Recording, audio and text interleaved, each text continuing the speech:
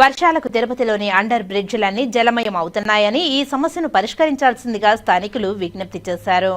Tirupati press క్లబ్లో బుధవారం media సమావేశంలో వారు మాట్లాడుతూ తాజాగా కురుస్తున్న భారీ వర్షాల మూలంగా తిరుపతి నగరం జల దిగ్బంధంలో చిక్కుకొని 2 భాగాలుగా విడిపోయిందని ఆవేదన వ్యక్తం చేశారు. తిరుపతి ప్రజలు ఎండాకాలంలో నీటి ఎద్దడిని ఎదుర్కొంటున్నారని, వర్షాకాలంలో వర్షపు నీరు వృధాగా పోతుందని వాపోయారు. వర్షం పడితే రోడ్లు బ్లాక్ అవుతున్నాయని, ఈస్ట్ పోలీస్ స్టేషన్ వద్ద అండర్ బ్రిడ్జ్, రాయల్ చెరువు అండర్ బ్రిడ్జ్ పూర్తిగా మూసివేయాల్సిన పరిస్థితులు ఎదురవుతున్నాయని తెలిపారు. ఈ సమస్యలను పరిష్కరించే దిశగా పలు సూచనలు చేశారు. ఈ కార్యక్రమంలో గొడుగు చింత గోపి ప్రసాద్, సుబ్రహ్మణ్యం తదితరులు పాల్గొన్నారు. ఇక్కడ ముఖ్యంగా మనం ఏమంటే తిరుపతి నగరము జలమయం అయిపోతుంది. ఇది తిరుపతి 2 భాగాలు అయిపోతుంది. వానలు పడిన ప్రతిసారి కూడా మనం ఈరోజు కూడా పేపర్లో చూసాము. ఈస్ట్ పోలీస్ స్టేషన్ దగ్గర ఉన్నటువంటి అండర్ బ్రిడ్జి ప్లస్ రాయల చెరువు రోడ్లో ఉన్నటువంటి బ్రిడ్జి, ఇవి 2 కూడా పూర్తిగా దిగ్బంధం అయిపోతుంది. తిరుపతి ఇటుపక్క తిరుపతి అయిపోతుంది. రోడ్డుకు ఆపకం ఉన్నటువంటి ప్రజలందరూ కూడా ఏంటంటే ప్రతిసారి రోడ్డు బ్లాక్ అయినప్పుడు రామానుజ సర్కిల్ని తీసుకుంటున్నారు. ఇటు సైడ్ వస్తే వెస్ట్ చర్చిని తీసుకుంటా ఉన్నారు. వెస్ట్ చర్చి కూడా ఒకప్పుడు ఇబ్బందిగా ఉంది, ఇప్పుడు కొంచెం బెటర్ దెన్ అయింది, వెళ్తున్నారు. ఇది ముఖ్యంగా ఏంటంటే ఈ వర్షాకాలంలో పడినటువంటి నీరుని మనము కరెక్ట్గా దాన్ని వినియోగించుకోకపోవడము, అది రోడ్లపైకి వచ్చేసి రోడ్లు మొత్తం బ్లాక్ అవ్వడము, ఇక్కడ చిన్న బండ్లలో వెళ్ళేటువంటి వాళ్ళు, 2 వీలర్లో వెళ్ళేటువంటి వాళ్ళు ఆ బండ్లలో ఇంజిన్లోకి నీళ్లు పోయి బండ్లు చెడిపోయిన సందర్భాలు కూడా ఉన్నాయి. ఇంకోటి ఏంటంటే మేము ఇదే సమస్య పైన 1-2 సార్లు మన కమిషనర్ గారికి, ఒకసారి మన కలెక్టర్ గారికి నోటీస్ ఇవ్వడం జరిగింది. దీనిపైన వాళ్ళు ఇంకా కూడా 4-5 నెలలు కూడా ఇంకా వాళ్ళ ప్రయత్నాలు చేస్తూనే ఉన్నారు, కానీ మనకి ఇంకా పూర్తిగా సాల్వ్ కాలేదు. ఈ తిరుపతి ప్రజల్ని ఈ నీటి ఎద్దడి నుంచి కాపాడేదానికి కొన్ని సూచనలు కూడా చెప్తున్నాము. ఉన్న చెరువులు, ఇప్పటికే తిరుపతిలో ఉన్నటువంటి చెరువులు, కుంటలు చాలా వరకు మాయమైపోయినాయి. అది జనావాసంగానే కావచ్చును, కొంతమంది చేతుల్లో కన్నా వెళ్ళి ఉండొచ్చును. ఇంకోటి ఏంటంటే ఇప్పుడు మనమందరం ఉన్నటువంటి దక్షిణ కర్తవ్యం ఏంటంటే ఉన్న చెరువులు, కుంటలని మనము కాపాడుకోవాలి. ఈ వర్షాధార నీటిని తిరుపతిలో కాలువల్లోకి వెళ్ళి ఆ కాలువల నుంచి డైరెక్ట్గా తిరుపతి దాటి వెళ్ళిపోతుంది. ఈ ఎండాకాలంలో ఈ నీళ్ళు లేని దానివల్ల మనకేమంటే నీటి ఎద్దడి వస్తుంది. అప్పుడు చాలా ఇబ్బంది పడుతున్నాం మనం. ఇప్పుడు మనం చెప్పేది ఏంటంటే మన వాళ్ళ తరపున అక్కడక్కడ ఇంకుడు గుంతలను పెట్టాలి. ప్లస్ ఇంకోటి ఏంటంటే ఈ చెరువుల్లో నాకు తెలిసిన ఒక 2 చెరువులు చెప్తాను. ఒకటి వచ్చి ఎస్జిఎస్ కాలేజ్ పక్కన తెల్లకుంట చెరువు, ఇంకొకటి వచ్చి అదే SGS degree college back side ఉన్నటువంటి చెరువు. ఈ 2 చెరువుల్ని మనము వాన వచ్చినప్పుడు వాటిని కానీ మనం వినియోగించుకోగలిగినామంటే చాలా వరకు అటు సైడ్ ఉన్నటువంటి పేదలు, మనకు కమిషనరు ఏం చెప్తున్నారంటే ప్రతి ఇల్లు కట్టేటప్పుడు మన కొత్త రూల్ ప్రకారము ఇంకుడు గుంత పెట్టుకోవాలా అంటున్నారు. మనకు ఉన్నదే పేదలకి ఉన్నది 10 నుంచి 15 ఎకరాలు ఉన్న ఇళ్ళలో మనకు ఇంకుడు గుంతలు పెట్టుకునేంత స్థలం ఉండదు వాళ్ళకి.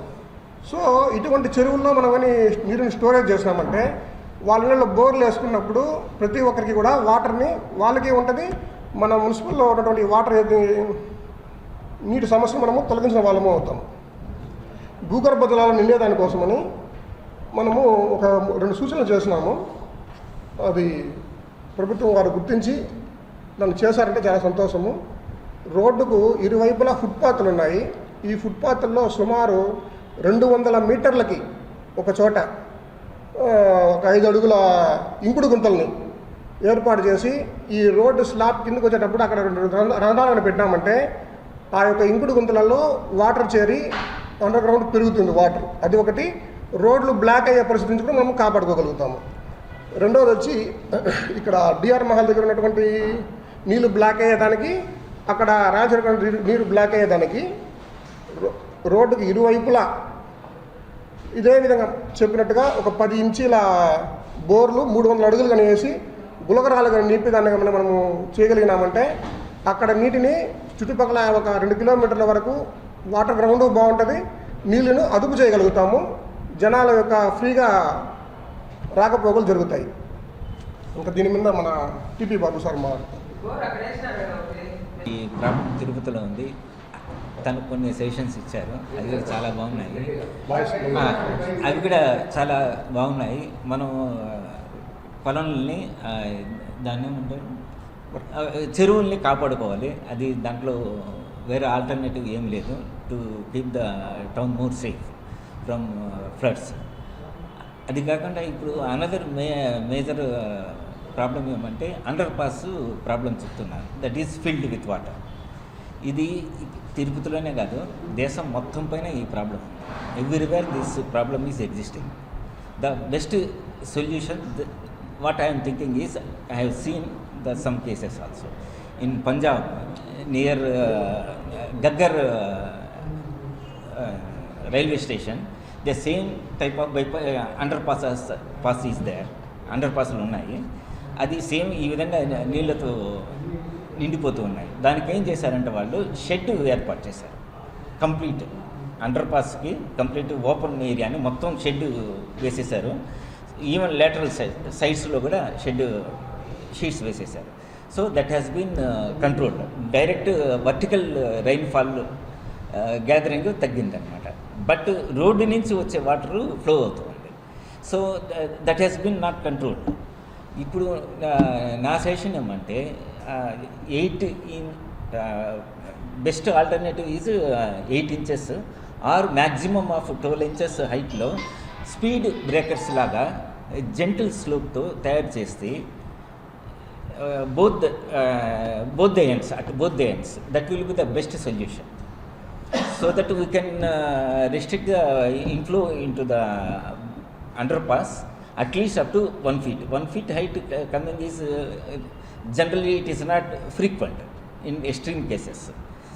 And what I have observed, this shed they prepared complete, this underpass they prepared the shed, but that is inverted U shape, flat and U shape. But there is a problem because that will become the negative impact to the lateral shops or residences, as అది ఒక పెద్ద wall లాగా తయారవుతుంది. That is not aesthetically also not good also. So నా suggestion ఏమంటే inverted V షేప్లో instead of transparent sheets or metal sheets solar panels తోటి cover చేసి ఇది కానీ మనం డెవలప్ చేసుకుంటే సో సోలార్ ఎనర్జీ వస్తుంది and as well as rain water direct vertical రెయిన్ఫాల్ని మనం కంట్రోల్ చేసినట్టు ఉంటుంది.